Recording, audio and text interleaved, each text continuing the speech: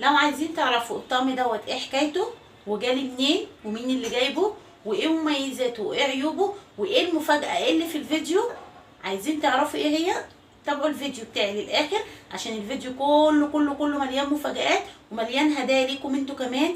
تابعوا الفيديو بتاعي للنهاية وما تنسوش تشتركوا في القناة. عايزين تعرفوا ايه حكاية الطقم دوت، تابعوا الفيديو بتاعي. السلام عليكم ورحمة الله وبركاته حبايب قلبي واخواتي، يا رب تكونوا بألف صحة وبألف خير وجمعة مباركة عليكم كلكم يا رب. ما تنسوش كده قبل ما نبدأ الفيديو بتاعنا نصلي على الرسول عليه الصلاة والسلام، ولو مش مشتركة معايا في القناة تشتركي وتفعلي زر الجرس عشان يوصلك كل جديد. النهارده حبايب قلبي انا عامله لكم فيديو جديد ومختلف تماما عن اي فيديو قبل كده كنت بعمله. الفيديو بتاعي الجديد المختلف النهارده اللي انا عاملاه، النهارده انا كان جاي لي هديه من فتره للقناه بتاعتي وما كنتش عملت عليها فيديو. ليه انا ما عملتش عليها فيديو؟ لان انا ما رضيتش اعمل الفيديو الا لما اجرب الهديه اللي جات لي ديت، عشان لما اقول لحضراتكم عليها وتشتروها ما تبقاش مثلا ايه تطلع اي كلام، تطلع وحشه يبقى انا اللي قلت لكم عليها. لا انا عملت يعني بجد والله جات لي هديه حلوه جدا، استخدمتها مره واثنين وثلاثه وحضراتكم اكيد شفتوها معايا في فيديوهات كتير. يعني قلت اطبخ فيها قدامكم، وبعد كده لما اطلع اعمل لكم الفيديو يبقى انا بتكلم بمنتهى المصداقيه وانتم اكيد شفتوا الاكل اللي انا عملته فيها. تمام. الهديه اللي جات لي حبايب قلبي، انا جالي طقم طواجن فخار عالي الجوده حلو جدا جدا جدا بجد يا جماعه. انا بشكر حبيبه قلبي اللي جابتهولي، ربنا يخليها لي يا رب ما تحرمش منها ابدا. بصوا بعمل فيه كل حاجه جميل جدا فوق ما تتخيلوا. عملت فيه محشي كرنب وسويته في فرن البوتاجاز، عملت فيه ورق عنب، طواجن، عملت بطاطس، بسله، استخدمته في حاجات كتير، عملت ام علي، عملت رز معمر، استخدمته في حاجات كتير وليه 3 مقاسات مختلفه.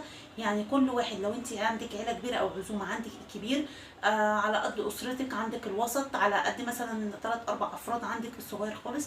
بس فعلا الصغير برضو مش ان هو هيبقى قليل او الكلام دوت. تعالوا مع بعض نشوف الهديه بتاعتي اللي جات لي واشرح لكم ازاي انا بستخدمه، وفي نفس الوقت كمان اعرفكم مين اللي جابتهولي وشركه ايه اللي جابتهولي، وازاي لو انتوا عايزين تتواصلوا او انتوا محتاجين الطقم دوت تجيبوه ازاي. يلا نشوف الفيديو بتاعنا ونخش على الهديه بتاعتنا ونشوف الهديه بتاعتي عباره عن ايه. يلا حبايب قلبي نشوف. وقبل ما نبدا كده نصلي على الرسول عليه الصلاه والسلام ونسمي بسم الله الرحمن الرحيم. بصوا حبايب قلبي، دي الهديه بتاعتي طقم الفخار اللي هو بالغطا، عليه شكل اللي هو الريفي، جميل جدا في منتهى الجمال، حلو جدا جدا جدا فوق ما تتخيلوا يا جماعه. والغطا بتاعه بيساعد على التسويه، ولو انا دخلته الفرن يعني من ضمن الميزه اللي فيه ان انا لو دخلته الفرن بحط الحاجه فيه وبغطيه كده الحاجه بتطلع مستويه، وكمان لو في مثلا حاجه هتحمر هتلاقيها احمرت معاكي.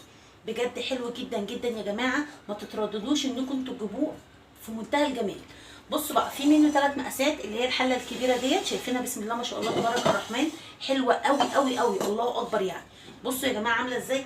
انا دوت انتوا لو كنتوا شفتوا الفيديوهات بتاعتي انا عامله فيه مره قبل كده محشي كرنب في دوت، وعملت ده بياخد كميه كبيره قوي يا جماعه. ما يغركوش ان هو مثلا ايه صغير او كده او ان هو يبقى صغير، لا بالعكس ده بياخد كميه كبيره جدا. شايفين يعني انت لو عندك عزومه هتعملي المحشي هنا. وفي ميزه حلوه كمان انك انت كمان بتقدميه على السفره زي ما هو كده، يعني لو بتضطري انك انت تدلقي في طبق تاني زي ما بنعمل اي محشي ولا الكلام دوت، بتحطيه كده واللي بيحتاج بياخد منه وياكل، وبيفضل ميزته من اول ما بتحطيه على السفره لغايه ما بتشيليه وتخلصي اكل وهو سخن محتفظ بدرجه حرارته زي ما هو، كانك بالظبط لسه مطلعاه من الفرن. حلو جدا جدا الله اكبر ما شاء الله يعني تبارك الرحمن، عالي الجوده جدا جدا، وفي اشكال كتيره جدا. بس بصراحه هي جايبه لي شكل حلو قوي اللي هو الشكل الريفي ده، بصراحه تحفه وعاجبني قوي قوي قوي.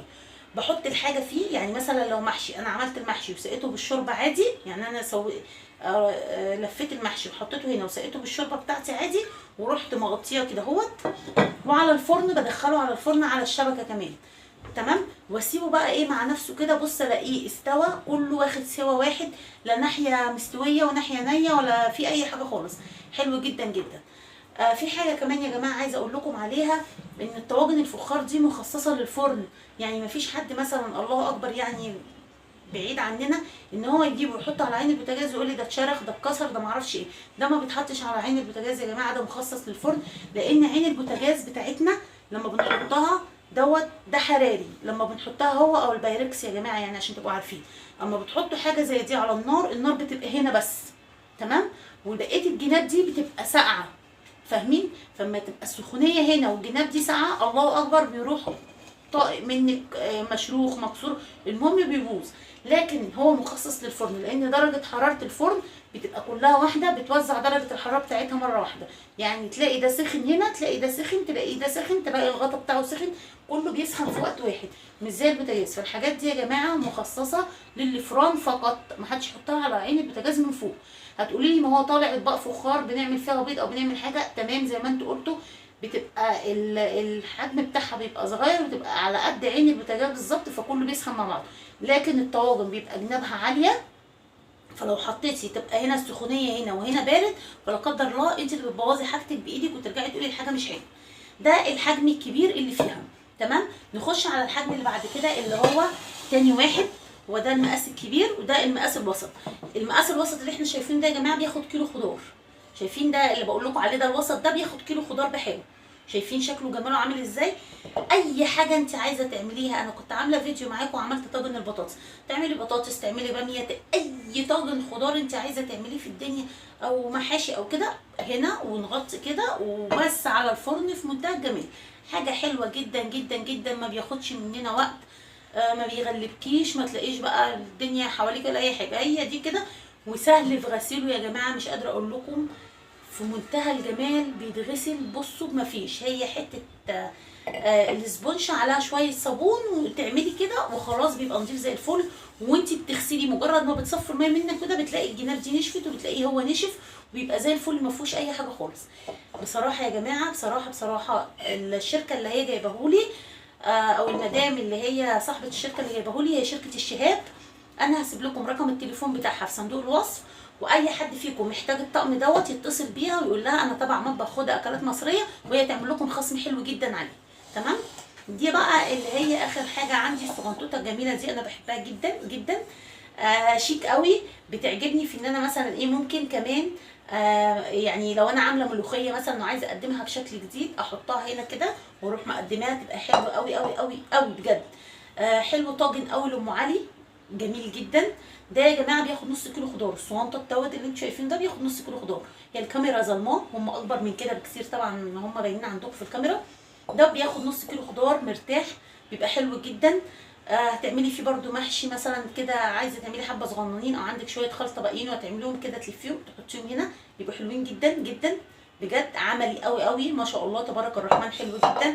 هعمل مره ام علي معاكم، وهعملها في الطاجن دوت وهوريها لكم. بالنسبه بقى ان انا لما اجي اعمل رز معمر او اعمل ام علي او الكلام دوت، بدخله الفرن وبغطيه. ايوه يا جماعه، انا بدخله الفرن وبغطيه بنفس الغطا دوت، بس ما بملاش الحاجه لغايه الاخر، بخليها لغايه هنا كده مثلا، تمام. وبحط الحاجه بتاعتي وبغطيها، اللبن بقى بالحليب، اللبن زي مصر ما بنقول، او حليب زي اخواتنا في الدول العربيه ما بيقولوا. هنا او هنا لو عملت اللي هو رز معمر، هنا او هنا بعمل في ده او في ده. ما جربتش الكبير بصراحه ان انا اعمل فيه رز معمر، لان هتبقى كميه كبيره جدا. واحنا بنحب الرز المعمر المسكر مش الحادق.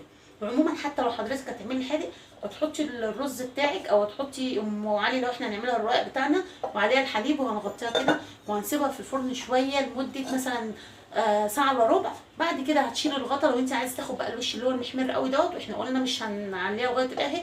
تشيلي الغطا وتسيبي الحاجه بتاعتك تحمر، بتطلع زي الفل، تمام. عايزينها تفضل مثلا طريه او كده وتاخد لون ذهبي، بس تفضلوا الغطا متغطي كده. لكن بالنسبه للطواجن، لو انا بعمل طواجن مثلا فيها لحمه او فيها فراخ او كده، بسيبها متغطيه، بلاقي اللحمه بتاعتي او الفراخ بتاعتي احمرت. بجد يا جماعه حلو جدا جدا.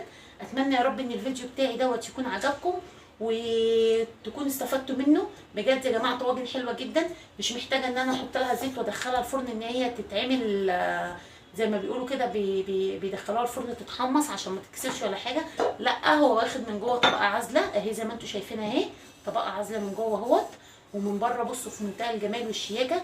وفي حاجه كمان نسيت اقول لحضراتكم عليها، وانتوا بتطلبوا الطقم دوت ممكن تقولوا لهم احنا عايزين يعني مثلا عايزه تكتبي اسم اي حد عليه، اسمك، هتديه لحد هديه تكتبي عليه اسمه كده، فانت قولي لها عايزه اكتب اسم مثلا فلان الفلاني، الاسم اللي انت هتختاريه هيكتب لك الاسم اللي انت عايزاه بالظبط عليه. فبصراحه حلو جدا. وهما بيودوا القرى سياحيه وبيودوا محلات حلويات اللي هي الفخار الصغير ده بتاع طواجن النوتيلا والحاجات دي برضو بيصدروها. فعندها كل حاجه، مش دول بس، لا عندها كمان اطباق اللي هي تقديم البيتزا الفخار، عندها اطباق اللي هي بتاعه البيض، عندها الكنك، عندها كل طفايات، عندها كل ما تتخيلوه. كمان جايبه لي طفايه، ثواني نسيت اجيبها اوريها لكم مع الطقم دوت، هوريها لكم دلوقتي حالا، ثواني هجيبها لكم واجي. بصوا حضراتكم بقى الطفايه الفخاره اهي كمان، لان انا كنت بجد ناسياها، لان قلت لكم الطقم عندي بقى له مده. بصوا عامله ازاي، انا غسلاها اهي كمان. بصوا يعني ايه، مجرد ما غسلتها الميه نشفت منها تماما. بصوا الشكل والجمال والحلاوه. بصوا الرسومات، ايه رايكم في الجمال دوت؟ بصوا في جمال كده. الرسومات دي مش هتلاقيها في اي حته، رسومات بارزه بالشكل دوت، واخده المنظر دوت، واخده ده الاصلي يا جماعه، مش اللي هو الكوبي اللي بيبقى موجود في اي مكان بره. بصوا يا جماعه ده بيجي من مكانه، من مكان يعني بصوا بتروح هي، يعني هي ليها الخط الانتاج بتاعها او المنتج بتاعها، بتروح تجيبه بنفسها من المكان اللي هي متعاقده معاه مع الناس اللي هي بيعملوا الحاجات دي اصلا. يعني ما بتجيبش من مصنع ولا بتجيب من حد كده، لا ده ناس بتشتغل بايديها، هي بتجيب الحاجات دي، ناس شغاله بايديها في الحاجات دي. بصوا الجمال يا جماعه، بصوا الحلاوه، بصوا كل ده شغل بارز، كل ده شغل بارز. شايفين قد ايه هو شيك، وقد ايه جميل، وقد ايه حلو. بصوا كل ده اللي انتوا شايفينه ده شغل، شايفين بجد يا جماعه حلو جدا جدا، شغل اصلي زي ما بيقولوا يعني كده، ايه شغل المعلم لابنه. لا بجد يا جماعه عجبني الطقم جدا. انا عملت فيه اكل كتير وطلعت بيه في القناه كتير، بس ما اتكلمتش عنه خالص، بس انا بكلمكم دلوقتي بامانه ربنا، حلو قوي قوي بجد والله. لو حضراتكم جبتوه مش هتندموا ان كنتوا جبتوا حاجه حلوه زي ديت. اتمنى ان الفيديو بتاعي يا رب يكون استفدتوا منه بحاجه. عرفتكم ايه هي مميزات الطقم دوت. هو الحمد لله ما فيهوش اي عيوب خالص، هو كله مميزات، حلو جدا جدا. اتمنى ان الفيديو بتاعي يعجبكم، اتمنى اكون عند حسن ظنكم، يا رب اكون قدرت افيدكم بحاجه.